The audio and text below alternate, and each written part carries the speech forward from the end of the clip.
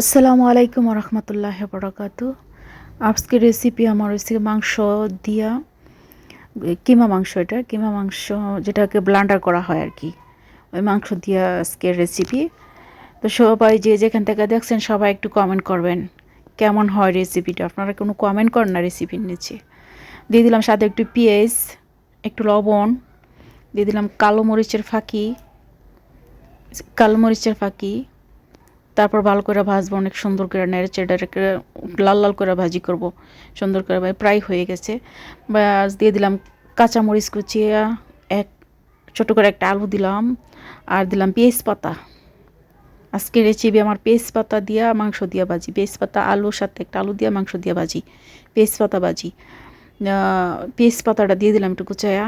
এটা আমরা বাংলাদেশে হয়তো বা খাই এভাবে, আলুর সাথে একটা আলু দিয়ে পেঁয়াজপাতা ভাজি করে খায়।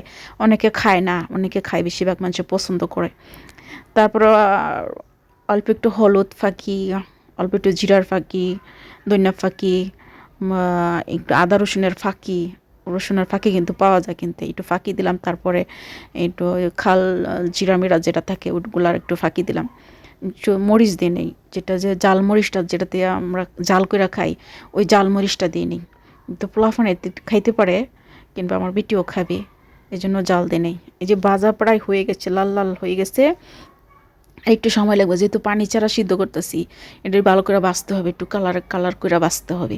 পানি ছাড়া যেহেতু বেশি বেশি না, এটা ছাড়া বাছতে হবে সুন্দর করে, যাতে মাংস আলু সব কিছু সিদ্ধ হয়। তো এটা বাপে সিদ্ধ হইতেছে, বা একটু তেল দিছি, অল্প একটু তেল দিছি, বেশি তেল মাংসের ভিতরে অনেক তেল হয়েছে এটার। মাংসটা একবার সাদা সাদা ছিল, অনেক তেল ছিল মাংসের ভিতরে, তাই অল্প একটু তেল দিছি। তেল দিয়ে ভাজা হয়েছে। সবাই না ভিডিওটা লাইক করবেন, কমেন্ট করবেন। আপনারা ভিডিওগুলো লাইক কমেন্ট করেন না, একটা ভিডিও তো শেয়ারও করেন না। আমার ভিডিও, আগের ভিডিওগুলো অনেক ভিউ হইতো, বর্তমান ভিডিওগুলো এত ভিউ কম হচ্ছে, একদম কম হচ্ছে। সবাই মিলে একটু পুরো ভিডিওটা দেখবেন প্লিজ। 2 দিন 3 দিন পর পর একটা লং ভিডিও বানাই রেসিপির, যে সময় কম পাই, যেহেতু পরের কাজ করি, সময় পাই কম। এই যেইটুক সুযোগ পাই, এইটুক সুযোগে একটু একটু আর কি নিজেকে বিজি রাখার জন্য একটু কাজ করি আর কি। আপনাদের মাঝে থাকতে চাই, ভালো কিছু করি।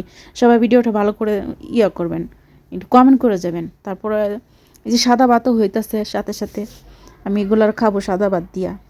সাদা ভাত রান্না করছি, ওরা খাবে রুটি দিয়া। ওরা তো সাদা ভাত পছন্দ করে না, কারণ ওরা ভাত খায় হলুদ দিয়া, লবণ দিয়া, তেল দিয়া রান্না করে দিয়ে বাচ্চা আর কি, খিচুড়ির মতো। আর আমি তো সাদা ভাত খাবো, যেহেতু বাঙালি, আমার সাদা ভাতের অভ্যাস। আমি দুটো সাদা ভাত রান্না করছি, আর ভাজিটা সাথে দিব, দিয়ে একটু সাদা ভাত দিয়ে খাইব। ভালো লাগে, মাঝে মধ্যে রান্না করি আমি নিজের হাতে, নিজের জন্য। সবাই ভালো থাকবেন, সুস্থ থাকবেন, আল্লাহ হাফেজ।